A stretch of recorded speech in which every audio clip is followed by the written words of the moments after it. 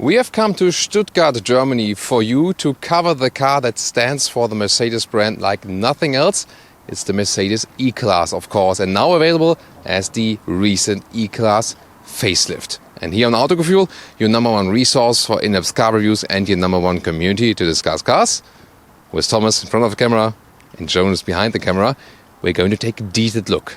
The new exterior, interior, new features and infotainment, and of course the driving experience with a new engine as well, mild hybrid technology. And we'll also take a short comparing look to the Estate, the T model, which is also available, once again, as the all-terrain version. And a lot more. Behind us, by the way, the Mercedes Museum. Always worth a visit. Very interesting cars right there. But today, it's about the new one. So, please tune in Full HD, full screen, and full length. Let's go!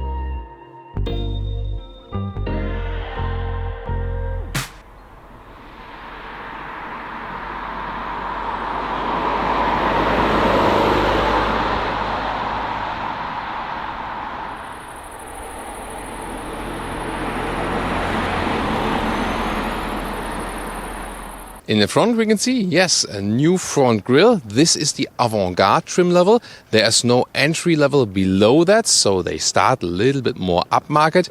And you can see it has a wider stance now. It looks sportier, vertical fins, and also a whole different front grille form. There will also be the AMG-Line exterior, then with the diamond pin grille. And still, however, there's also the exclusive exterior, and that will then feature the very classic front grille together with the standing upright Mercedes star. However, Avantgarde and AMG-Line, the more modern variants, so to say. And these two also come with these power dome accentuations there on the hood. The classic exclusive line does not have that. In any case, the headlamps now are a little bit slimmer as for the housing. LED is standard and optional. You can also see them right here. The multi-beam LED also features more high beam function. They now differentiate the different models in their car lineup not by the daytime running light. It was before, for example, C-Class 1, E-Class 2 stripe, S-Class 3 stripes. In future it will be like this now, always one stripe, but then the dots below that. Here are 2 dots for the E-Class, C-Class then 1 dot, and S-Class will then feature 3 dots. That's the new lighting logic, so to say. With the new off-road package, the new Mercedes E-Klasse Facelift will also feature double portal axles. Wait a minute. Wrong car.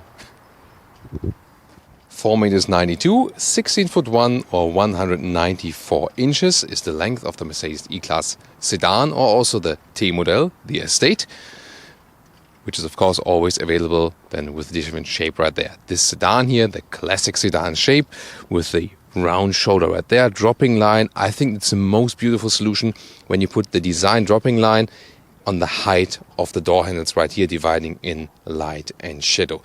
And by the way, yeah, the G-Class 6x6 behind us there for the special vehicle. Yes, there will be the all-terrain version of the E-Klasse. That one will still be available then with crossover wheel claddings right there. However, this one here, the really classic style, and the all-terrain version also only available for the Estate. Here, new aero wheels, 18-inch. You can see they're a little bit closed. It's better for the wind efficiency, and it also has this unique styling.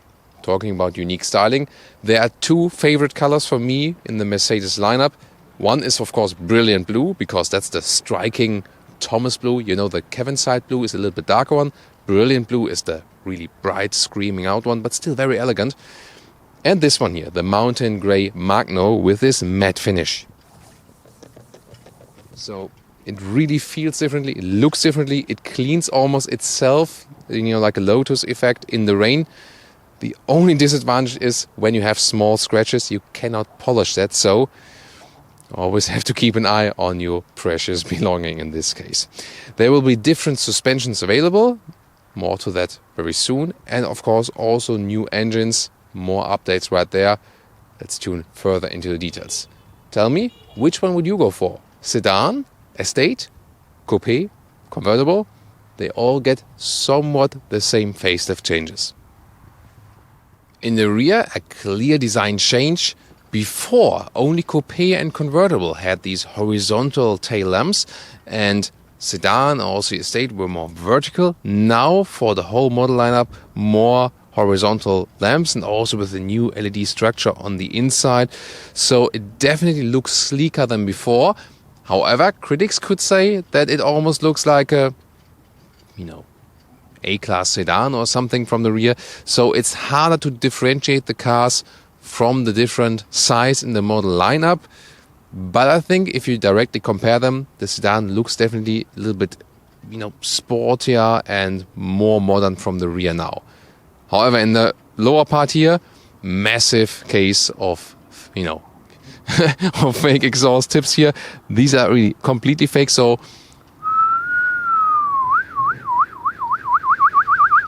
I had to make it a little bit longer today because this is like a clear case for the Special Forces unit of the Autogefuehl fake exhaust police. And it also says here in the number plate, SEK. Well, it's of course for E-Klasse, E-Class. But SEK is also the Sondereinsatzkommando in Germany. That's the SWAT team of the police. So maybe it fits to the Autogefuehl Sondereinsatzkommando for the fake exhaust tips. Well, and then I wanted to talk about the suspensions, because you start with the base suspension, which now sits 50 millimeters lower for more wind efficiency again. And the interesting thing is, we've been driving this base suspension together with 20-inch wheels in a prototype vehicle in Vegas, and the comfort was superb. And 20-inch with the base suspension would be like the least comfortable non-AMG setup. And it was still super comfortable, and that really speaks for the vehicle. Optional, you can get an adaptive suspension. This increases the comfort even further. And optional, also equipped with this fellow here today, the adaptive air suspension, which gives you this carpet ride. Really cool, definitely. But if you want to save some money, you can easily stick with the base suspension and you'll be just fine.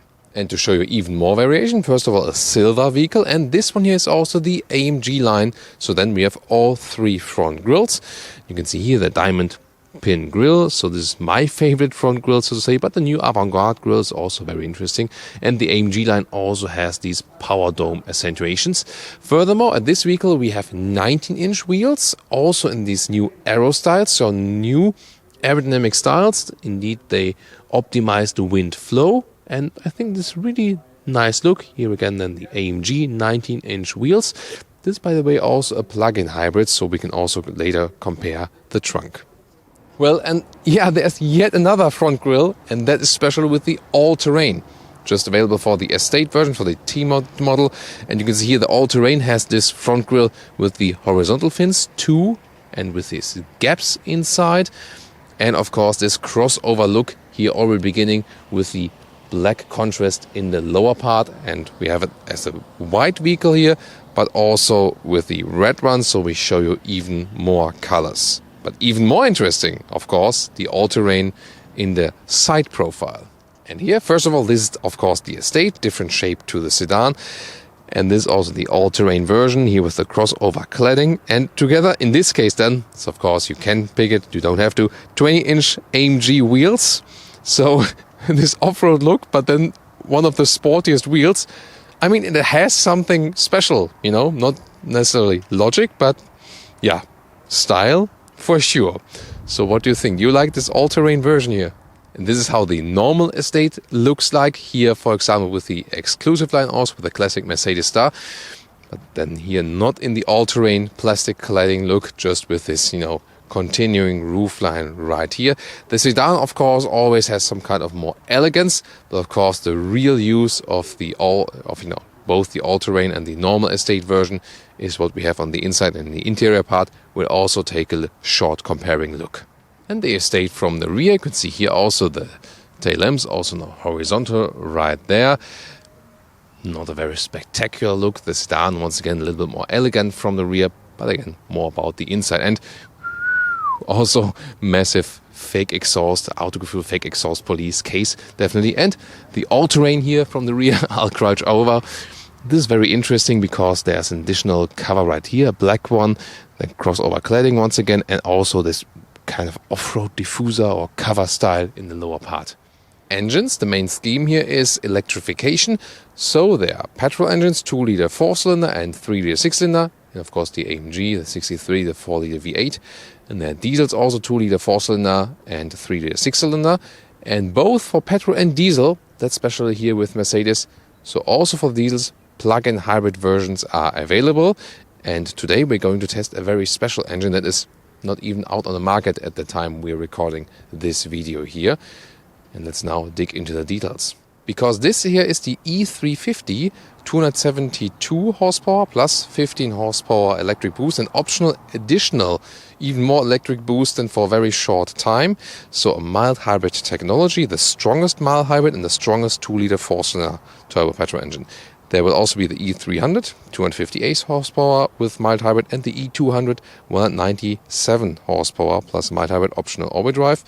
Then the 3-liter 6-cylinder turbo petrol engine is the E450 with 367 horsepower. Then the E53, 435 horsepower, and the E63, 571 or 612 SS model. And the plug-in hybrid version will be called E300E. It's a 2-liter 4-cylinder, that's then the PHEV. So, on the diesel side, 2-liter 4-cylinder E200D, 160 horsepower, E220D, 194 horsepower. No mild hybrid for that. But there will be a new E300D, 265 horsepower, mild hybrid diesel, interesting. And the E300DE, the plug-in hybrid diesel. And then the 3-liter 6-cylinder diesels, E350D, 286 horsepower, E400D, 340 horsepower, all-wheel drive. And by the way, although the standard suspension now sits lower and gives you a little firmer ride, but still comfortable as we tested earlier, you can basically de-pick that and still go for the standard ride height as an option without any extra cost.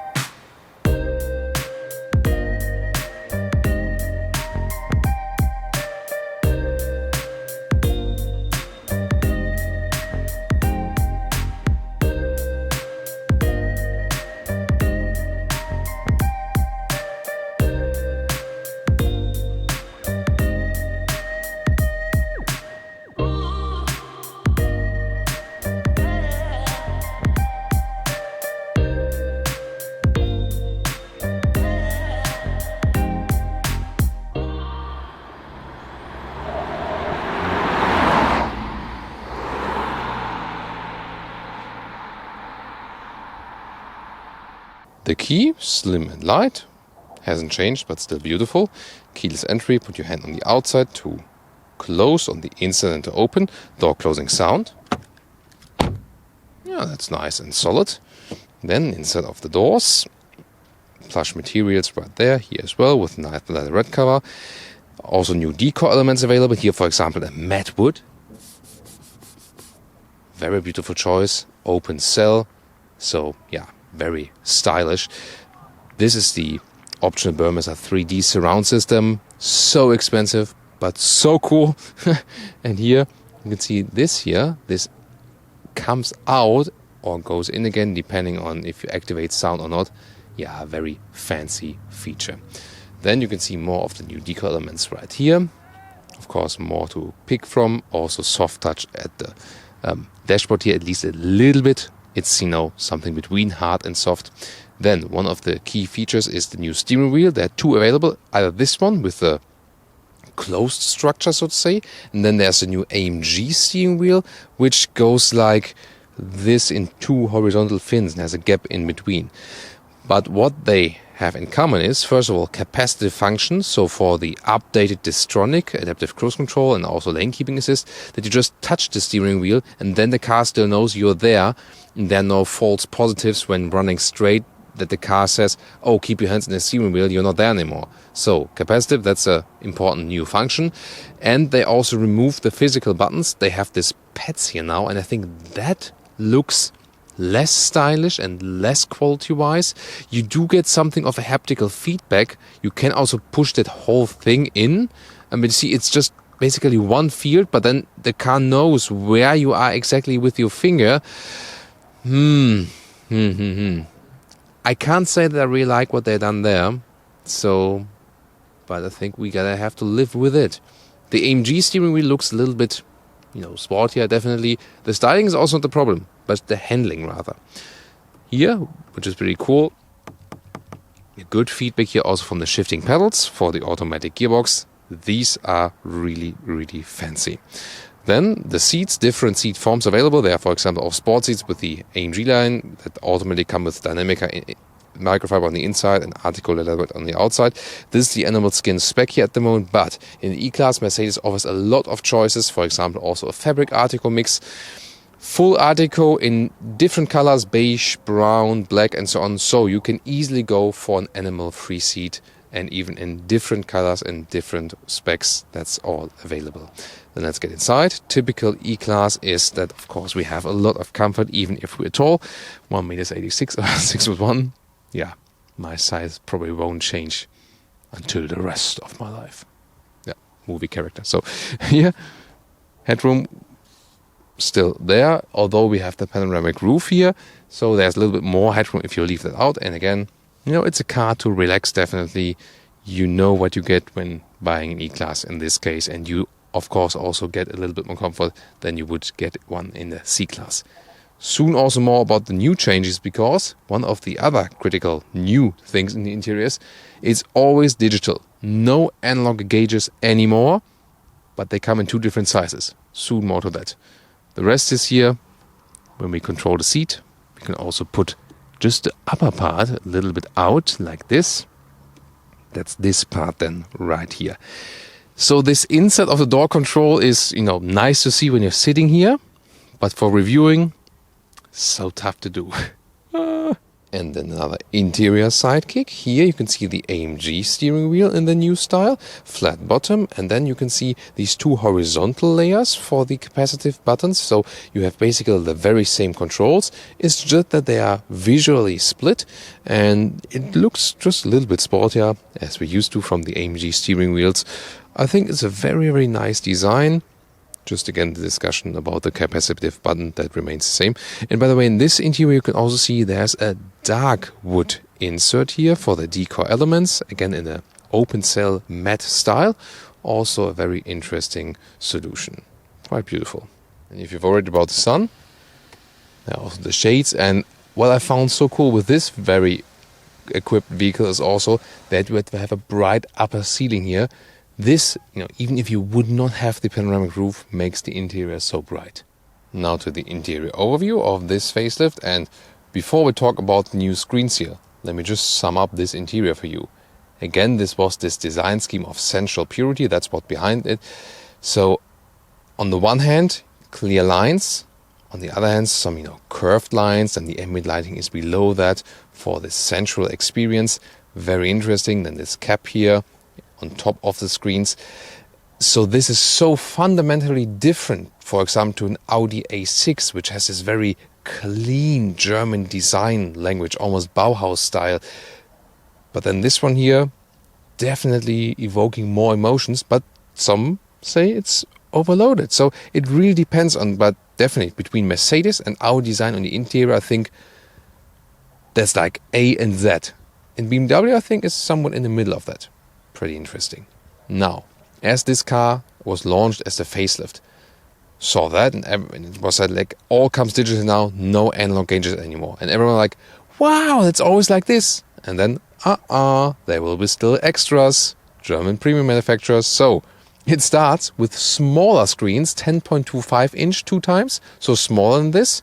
So for example, also a taxi Mercedes E-Class will get the smaller screens as standard, and then optional these 2 times 12.3 inch, and then you have it like this. But both feature the MBUX system with the voice activation input.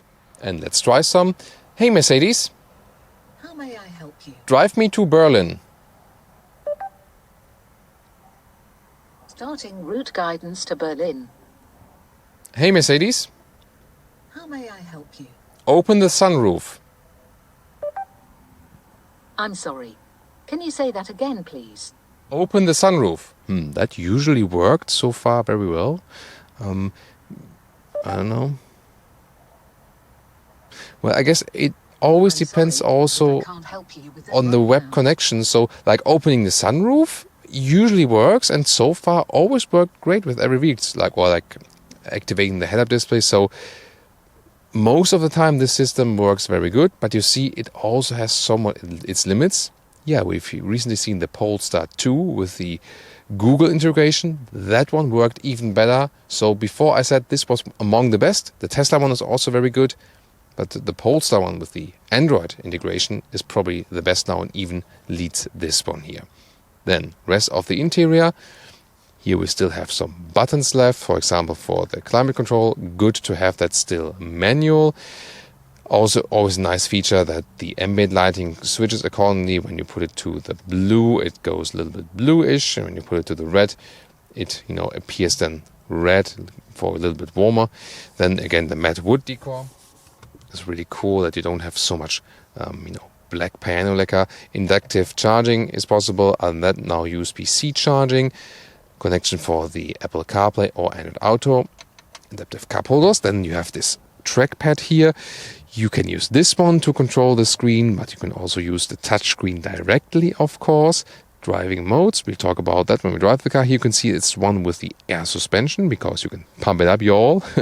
And then this split armrest right here with now two USB-C chargers underneath and some space. So the left instrument screen is not touch. It's the only thing that is not touch here, but there's basically touch at the steering wheel here to pick up the phone, for example, and to cancel it. Then the volume button, you can slide it up like this, but good thing is when you just press it here in the lower part, you mute it or unmute it again. So, and also when you just press in the upper part, it's also then the mute button. So yeah, it doesn't feel too bad, but the buttons before just came a little bit more natural, so to say. In the top part then here, there's another possibility to control the screen on the right or to go back again. There were these touchpads before. I think that's not the super big change. On the left side then, with your left thumb, you can control the left screen, because that's not with touch. Home and also the cruise control is here on the steering wheel. So I think we will get used to it. And for these capacitive buttons, I think they have a very good haptical feedback. So it's not as bad as I originally thought. But still, I was more a fan of the gauges they had before on the steering wheel. And now, I said the AMG steering wheel looks a little bit sportier. And this one here now has a big, layer right here. And then there's this gap here in the lower part. And, remember that from the S-Class, the initial steering wheel from the S-Class, where someone said it looks like a clown's face, and then you always saw a clown's face? So either skip this few seconds now, or I'm just telling you now, if you look at this gap here in the lower part, what do you think could that be? Yeah, and then you'll always see it again. I'll leave the rest to your imagination. Now these new gauges here, 12.3 inch, left side, and with my left thumb I can control this. You can also put the map here, for example. It says here Mercedes-Benz Werk Untertürkheim, so that's the main plant in Untertürkheim. It's a, city part of Stuttgart, and like this. You can also change it, have the map all over the place, so they are very clear to read, all the displays here. You can see also for the mild hybrid system, says EQ power or charge. You can see when you can recuperate from this mild hybrid system or when you get a little boost of it. And you can also switch everything you want to see here, and for example also go for a different style. This is a sports gauge, but you can also go, for example, with the classic gauges, which are fitting a little bit more to the E-Class scheme. Or what's your take on that? Redundant controls here for the screen. So either where I touch, then the lower trackpad is possible, or also with my right thumb on the steering wheel, and they all do the same. And I mean, why not? So everyone can pick the favorite way of controlling this here. The GPS looks quite cool and is also responsive enough. Here the Neckar, that's the river that flows through Stuttgart city. Stuttgart in the, south of Germany. Then back to the main menu. For example, we have the Apple CarPlay mounted right here. You can connect new devices. That's, for example, the iPhone X. But there's also the hotkey here. And it doesn't use all the way of the screen, but I think it's definitely enough. Like this. And, of course, that's the thing I was actually waiting for. Just the end of the song. Wow. What a great surround sound. One of the shortest but most effective music tests with the end just with the, piano sounds here of that song. Wow. I mean, it's one of the best sound systems that is out there. No doubt about that. So expensive, but really worth it when you can actually, still afford with the expensive E-Class to go for it. Comfort features here, by the way, you can go for that. It's again an option. For example, with the seat massage here, also together with seat heating. The seat massage they offer here in the E-Class is really superb. So meanwhile, I'm not sure if there's a serious reason to step up and go for an S-Class. The E-Class drives better, is so comfortable with the air suspension, it's such a soft ride. Ambient lighting is always a great thing. Of course, you pick Ocean Blue, which is Thomas Blue, and the brightness. What is this? Come on, all the way up again, right? And one of my other totally useless but cool features, here, one of my favorite features, the Burmester sound system with the additional speaker here that goes in and out if you have tuned up the music. Yay! Or if you go for the mute button, goodbye speaker. See you soon. My name is James. Welcome to my sedan. You're my guest for the day. Here it is. The rear compartment. Yeah, I'm still Thomas, by the way, if you have tuned in the very first time to Autogefuehl. I hope you didn't. Well, same styling here in the rear. That looks bright here. I mean, the color is cool. And again, you can also get a bright Art Deco. So if you want that style, you can also do it animal-free. Panoramic roof here also for the rear. That's also a nice thing. We can also open the front one very soon. Here again with a nice decor element. So many speakers for the Burmester 3D surround system and also soft touch at the rear doors. Finally a car that has that. So what about the rear legroom? Of course this hasn't changed with the facelift. And it's no problem. There we go. The bench is not too long, but it's still comfortable. You know it all from driving a taxi. Yeah, there's this vicious saying, like when I want to drive an E-Class, I drive taxi. It's definitely funny, yes. But of course, it's also, what's also behind it is that it's not that easy to afford an E-Class. And so, of course, it's easier to afford a taxi ride. Then, here the headroom is also okay still for the sedan. If you have the T model, the Estate, then it goes a little bit further, so it's even a little bit easier then. And here, this is also one of the key speakers here for the 3D surround system, here mounted on the top part. And indeed, it sounds a little bit different from sedan to Estate if you really listen carefully. But of course, it will be great in any of these vehicles. Then we have Isofix at the outside seats each, there and there. We cannot flip them from here. We have to do it from the trunk to fold them down. Then the middle part, this is a ski-edge. We can do that from here. And then there's cup holes right there, adaptive, and some cubby hole. And then in the middle part, there's this tunnel for rigidity, but also then for all-wheel drive versions. Or, of course, just the rear-wheel versions, because this car here is rear-wheel driven only. USB-C devices now with the facelift, another 12-volt power supply, and also a rear climate unit. I can't stop hugging this Magno grey matte paint. Good boy, good boy. Well, they also had to redesign the rear boot lip because of the new tail lamps right there. You can see there's then a split between. And so this also looks a little bit sleeker and more elegant right now. So there's the opening below that, somewhat electric opening, typical here for a sedan, more flexibility than with the T model with the Estate. And the normal measures here. Let's begin with width. So width is a meter here and even a little bit more than a meter right there. And the normal length is 1 meters and 15. Below here, by the way, you can have a shopping basket, foldable, very interesting.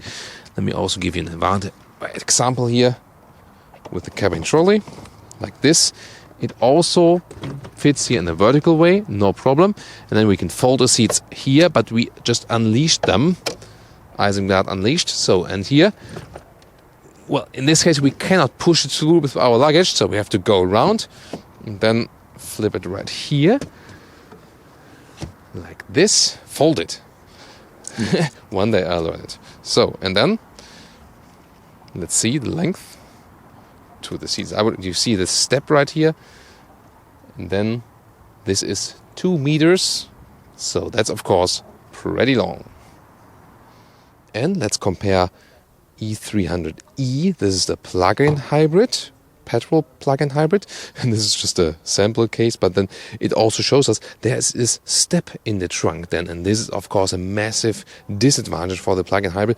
So I really like plug-in hybrids, and they can be very useful, depends on the use case of course, but here both, you know, in the C and in the E-Class, when you go for the plug-in hybrid versions in the trunk, yeah, you do lose significant trunk height, you have to know that. And now the Estate trunk with the electric tailgate right here. This is of course so much more practical than with the sedan. Interesting here that this cover here goes up and down electrically. A very nice solution. This is here a normal combustion engine, so we have a little space underneath. And of course the access to the trunk is so much better. The length, however, is pretty much the same. 1 meters 15. But the width here is all the way wider. So here almost in this, back area, wider than a meter. So this is where the sedan is a little bit slimmer here and here.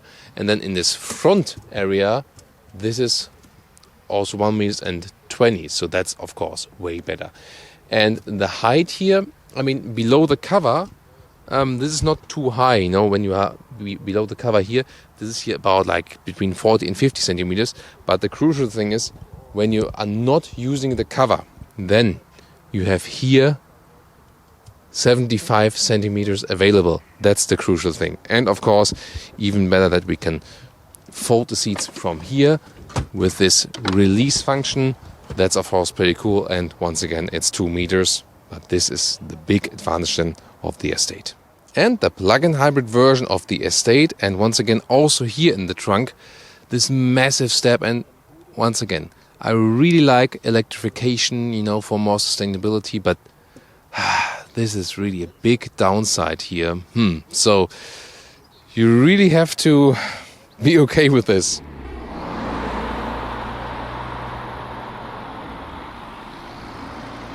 Welcome to Thomas's Driving Lounge with the E-Class facelift.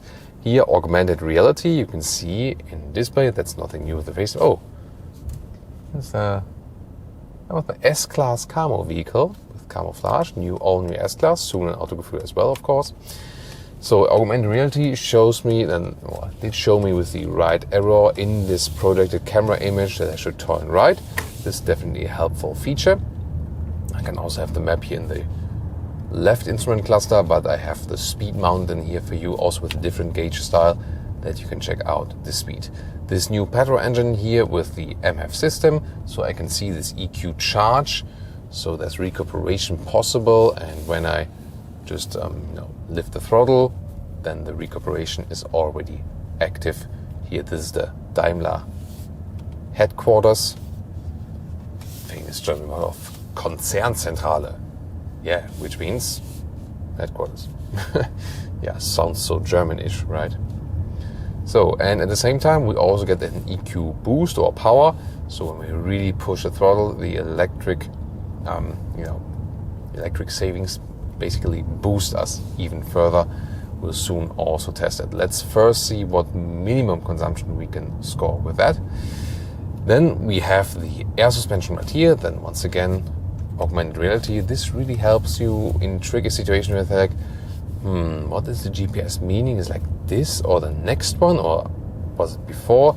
And this makes it definitely a little bit clearer. So cool thing. And in the new S-Class, there will also be like an equal function, but then in the head-up display, where at the moment I rather see only arrows and stuff and not this augmented reality function. So this car equipped with the air suspension, but I told you earlier, even with a normal suspension, the E-Class ride is very soft and comfortable, even better with the adaptive suspension and the air suspension.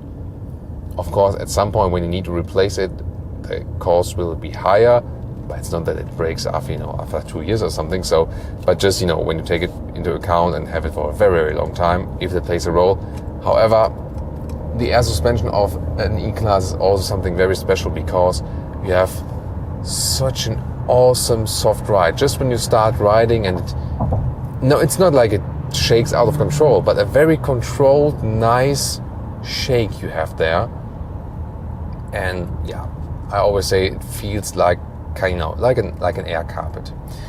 So here, by the way, the run of road protection is done with brake intervention, and I don't like that here when like this here. See here, I mean the car does it very well, but it's not with steering intervention, but it's with brake intervention, and this can be a little bit surprising at times. However, if you set the cruise control with the assisted driving mode, then you have an active system. You increase the speed also right here now to 100 kilometers an hour, and now actually I'm supposed to keep my hands on the steering wheel, but with the capacitive function now, so I don't need to like, hey, I'm there. It's enough when I have the hands on the steering wheel. And see here, now the lane is actively being kept by steering intervention. That's again the difference. The active lane keeping assist against the run of road protection.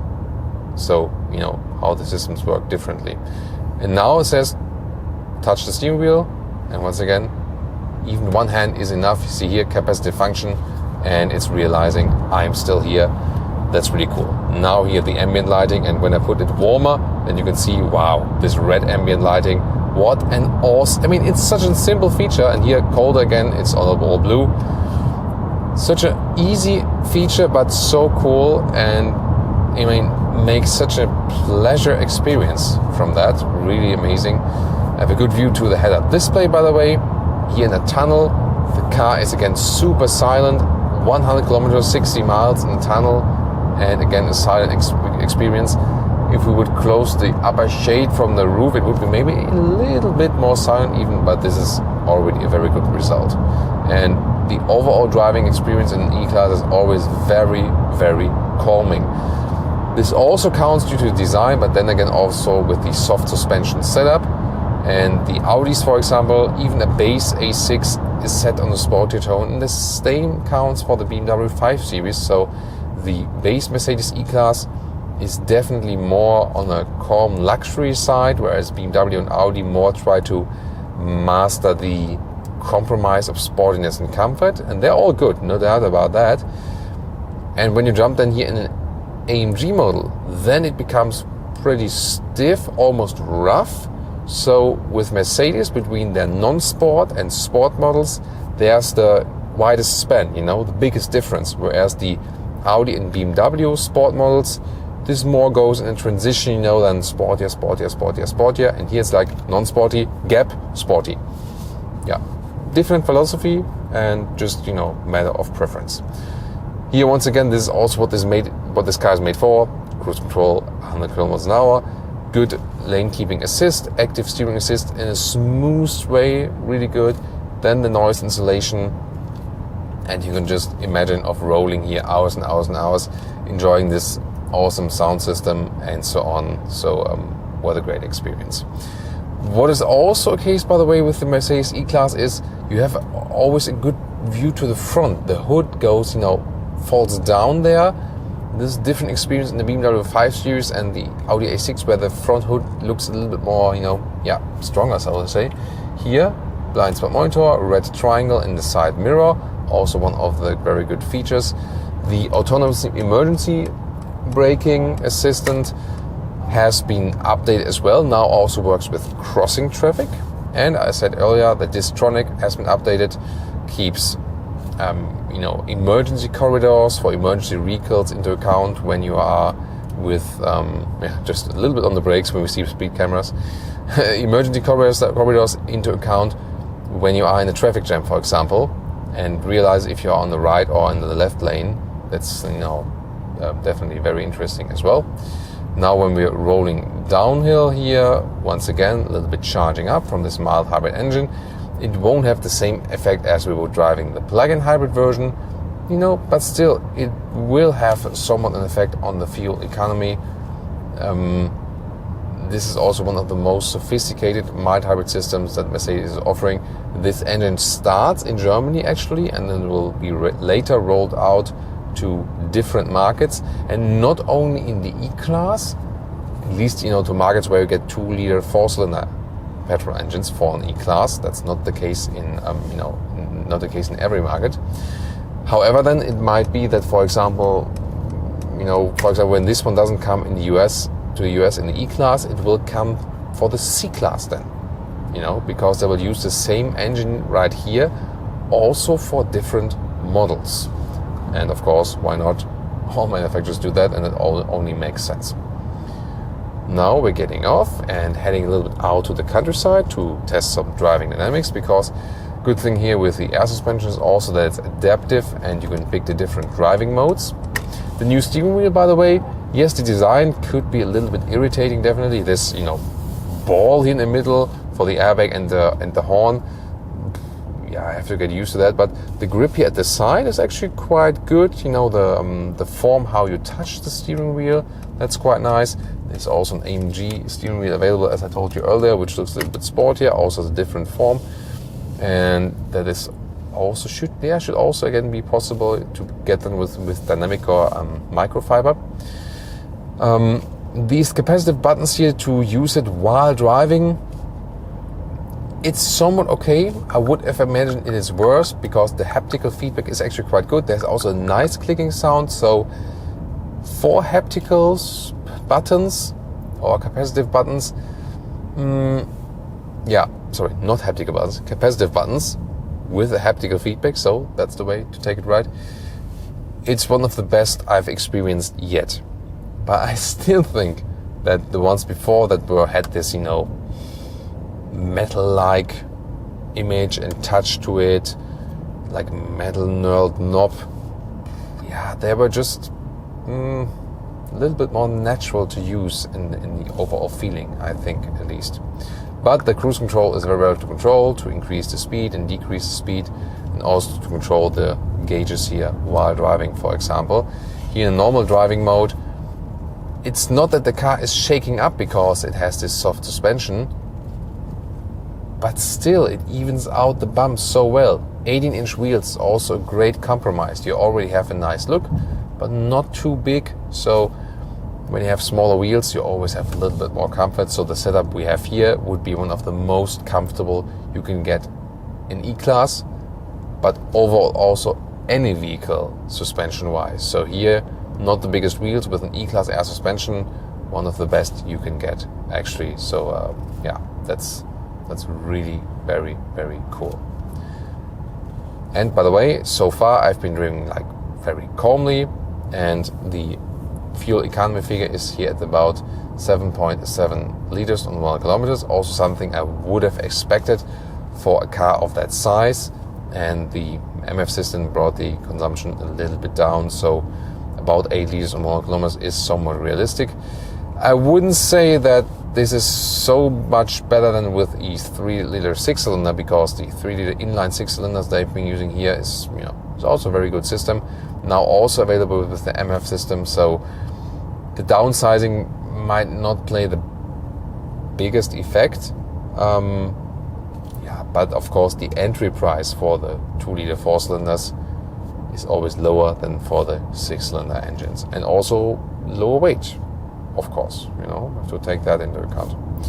As for the driving modes, by the way, there is individual. You can pick everything yourself. Then Sport, Plus, Sport, Comfort, but also Eco. And in the Eco mode, this sailing or coasting effect is increased. That when you're just rolling, for example, the RPMs drop down, the car is just rolling, and you know, coasting, not using any more fuel, depending on the situation, of course. Then throttle input is being reduced, actually, once again, to favor the fuel economy.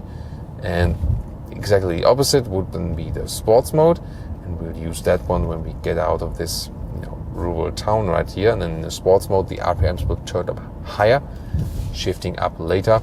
You can always use the shifting pedals, which are also newly designed here, and they have very good grip and, you know, very good haptical feedback.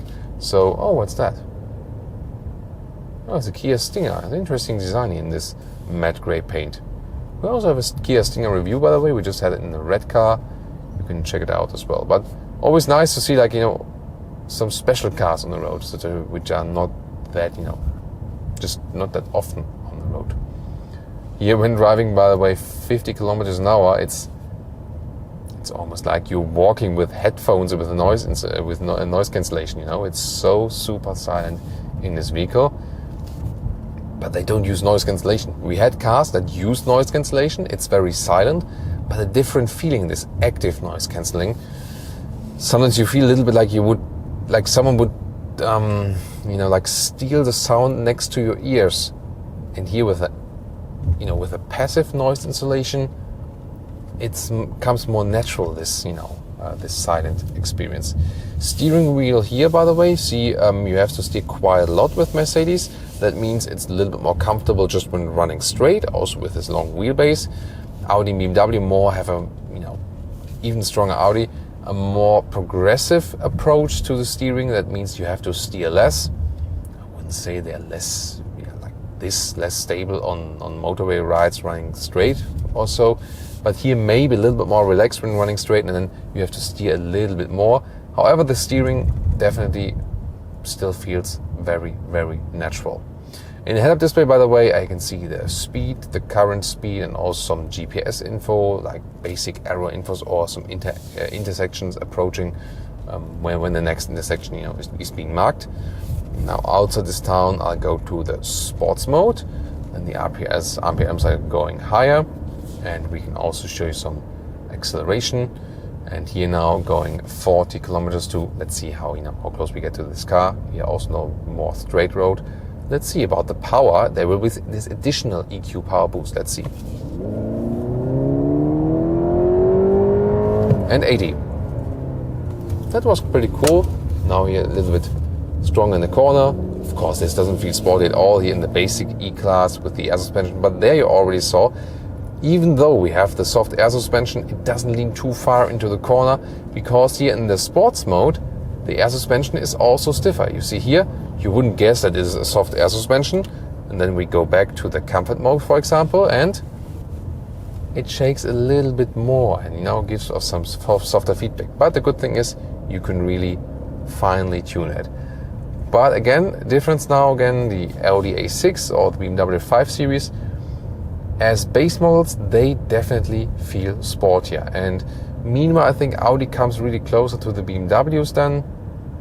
As for the sportiness, so sporty already as for the base versions, not uncomfortable at all, but definitely the normal setup here for the E-Class is more like, I don't need to race, I just want to enjoy, I want to relax, don't need to race these guys, I just, you know, enjoy the great sound, for example, on the interior, and go a little bit slower in the corners, and so on and so on. And I think, you know, this market differentiation is just fine, because then once again, it's not good or bad, it's just then a matter of preference. But the engine here, as for the performance, this was also pretty good. And you also saw that this EQ power boost we gave us, and at least you cannot recuperate that much, but at least you can do something, and you know that some energy is at least, you know, not completely lost, so to say.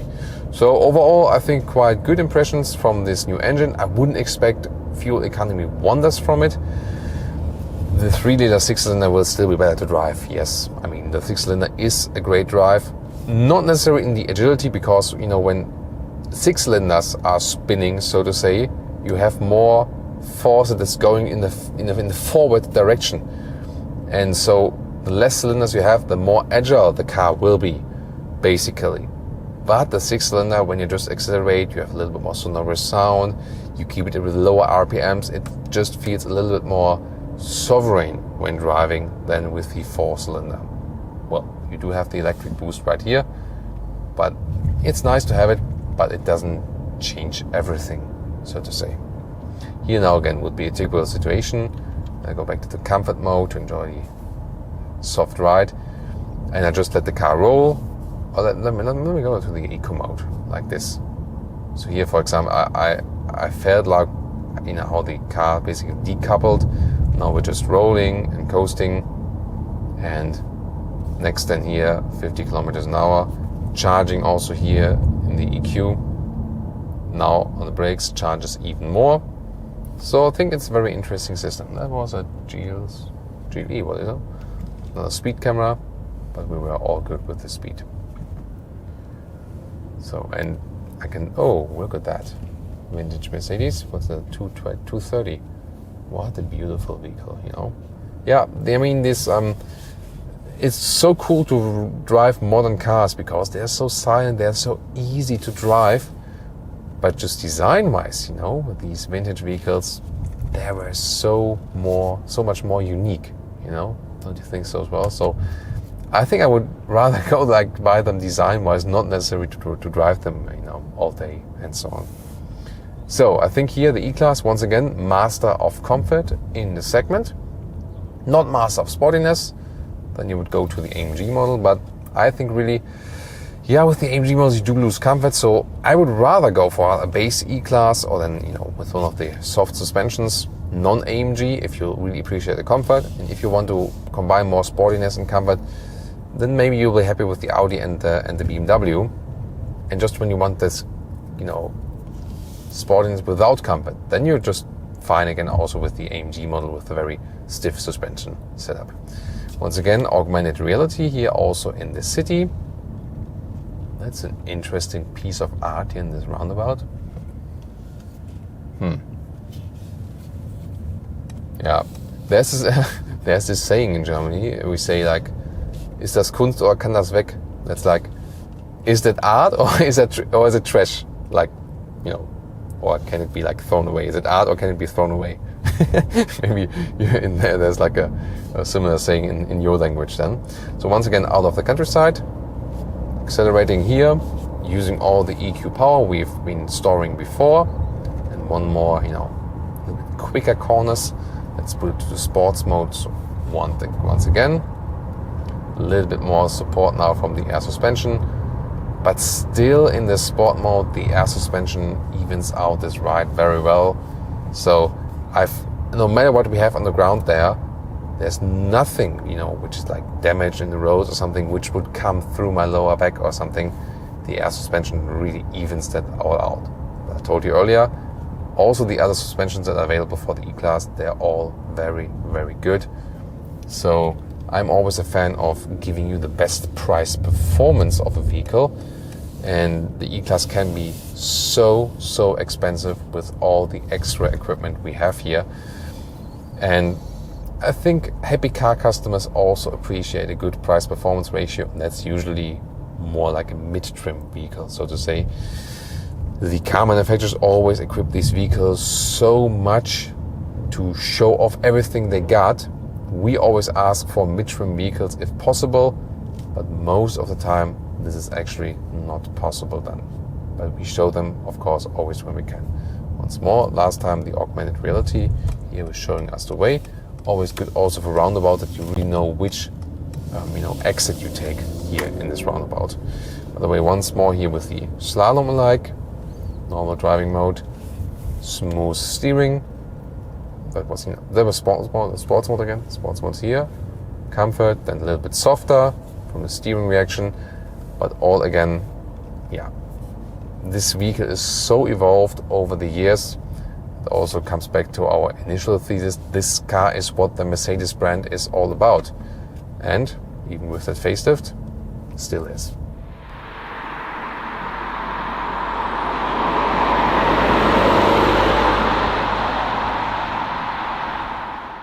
And now to our conclusion for today with the new Mercedes E-Class facelift.